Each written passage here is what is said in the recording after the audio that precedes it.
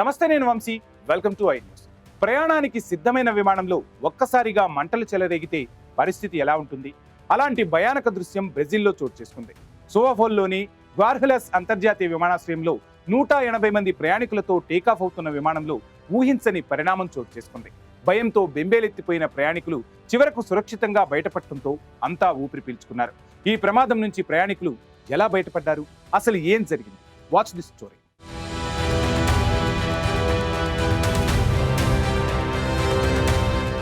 బ్రెజిల్లో biggest air mishap సోపాల్లో ఎయిర్పోర్ట్లో టేకాఫ్ కోసం రన్వేపై రన్ అవుతున్న ఫ్లైట్లో సడన్ గా ఫైర్ అయింది. మంటలు ఒక్కసారిగా అలుముకున్నాయి. విమానంలో 180 మంది ప్యాసింజర్స్ ఉన్నారు.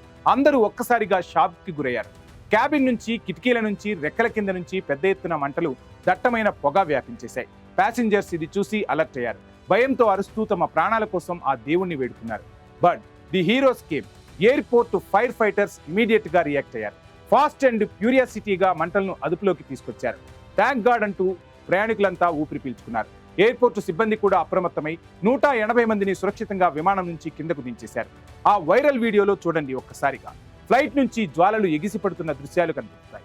బట్ ది గుడ్ న్యూస్ ఏంటంటే ఎక్కడా కూడా ఎటువంటి క్యాజువాలిటీస్ లేవు. ప్రయాణికులంతా సేఫ్ అయ్యారు. ప్రత్యామ్నాయ ఏర్పాట్లు చేసి వాళ్లను పంపించివేశారు. మంటలు చెలరేగడానికి మెయిన్ రీజన్ ఏంటో తెలుసుకోవడానికి ఇన్వెస్టిగేషన్ మొదలుపెట్టారు అధికారులు.